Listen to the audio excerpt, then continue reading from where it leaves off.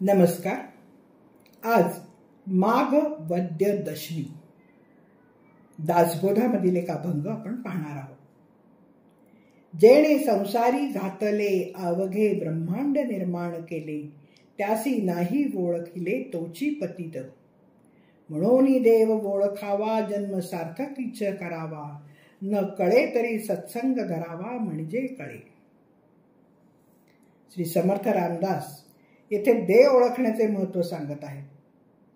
देव ओळखल्याने जन्माचे सार्थक घडते आणि खऱ्या देवाच्या ज्ञानाने कमालीचे समाधान मिळते. मग प्रश्न पडतो की खरा देव कोण? तर त्याचे उत्तर समर्थ देतात की खरा देव म्हणजे आत्मस्वरूप आणि त्याचा शोध घेणे माणसाचे कर्तव्य आहे. यासाठी ते उदाहरण देऊन विषय समजावून सांगतात. एखादा मनुष्य नवीन गावात जाऊन उतरला तर तेथे प्रथम गावाच्या मोरक्याला भेटतो. नाही भेटला तर सुखाने राहणे कठीण जाते. भेट घेतली की त्रास होत नाही, सर्व सुरळीत चालतं.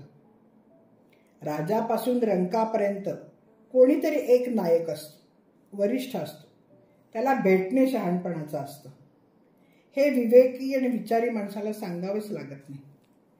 त्या मोरक्याला किंवा वरिष्ठाला जर भेटलं नाही तर वेठीला धरले जाण्याची शक्यता जास्त असते. तसंच चोरीचा आळ येणं पण संभवनीय असतं.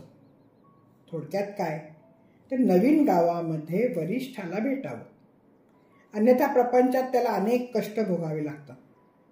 ग्रामाधिपती, देशाधिपती, निरुपती, राजा, महाराजा, महाराजांचा राजा जो चक्रवर्ती, याप्रमाणे इहलोकींच्या राज्यकर्त्यांची चढती श्रेणी दाखवून चक्रवर्तींचा कोणीतरी निर्माण करता असतो, तो ब्रह्मदेव असतो. ब्रह्मदेवाला कोणीतरी उत्पन्न केलेले असते. ब्रह्मदेवासह विष्णू, शंकर यांना कोणीतरी निर्माण केलेले असतेच. ज्याने निर्माण केले तो परमेश्वर. तो परमेश्वर सर्वांहून थोर असतो. त्याला ओळखलं पाहिजे, नाहीतर त्याच्या या जन्मात या जगात यमयातना भोगाव्या लागतात. ब्रह्मांड नायक ईश्वराला ओळखता येत नाही ही फार वाईट गोष्ट आहे, असं स्पष्ट बजावून श्री समर्थ पुढे म्हणतात की ज्या देवाधिदेवाने परमात्म्याने आपल्याला जन्म देऊन संसारात घातले, ज्याने हे प्रचंड ब्रह्मांड निर्माण केले, त्याला जो ओळखत नाही, जाणत नाही, तो पतितच समजायला हवा. या विचारानुसार देहबुद्धीमध्ये जीवन जगणारी सगळी माणसं किंवा आत्मज्ञान न झालेली सगळी माणसं ही पतितच म्हटली पाहिजे. समर्थांच्या मते आत्मज्ञानी संतच तेवढा पावन असतो आणि म्हणून समर्थ म्हणतात की प्रत्येकाने खरा देव ओळखावा आणि आपल्या जन्माचे खरं सार्थक करून घ्यावं. देव कसा ओळखावा ते कळत नसेल तर संतांची संगत तरी धरावी. सत्संगती सर्व काही आपोआप समजू लागतं. पण पुन्हा प्रश्न पडतो, संत कसा ओळखायचा? जो जाणेल भगवंत तया नाव बोलीचे संत, असंही समर्थ सांगतात.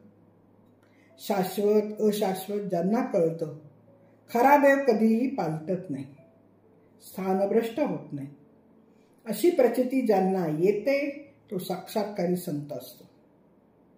जो देहाने लोकांच्या मध्ये वावरतो पण ज्यांच्या अंतर्यामी आत्मज्ञान सदैव जागं असतं, तो संत असतो. पुन्हा आत्मज्ञान म्हणजे काय असा प्रश्न पडतोच. तर श्री समर्थ सांगतात की सर्व व्यापक परमात्म वस्तू ज्या अनुभवाने लगेच कळते ते आत्मज्ञान. जाणी जे परमात्मा निर्गुण, त्यासीच म्हणावे ज्ञान. आत्मज्ञान पाहिजे असेल तर आत्मज्ञानी माणसाकडे जायला हवं. एक अज्ञानी दुसऱ्या अज्ञानी माणसाकडे जाऊन भिकाऱ्याकडे भिकारी केल्यासारखं होणार. त्यामुळे देहबुद्धीच्या माणसाने आत्मज्ञानी सत्पुरुषाकडेच जायला हवं, तरच मार्ग सापडेल.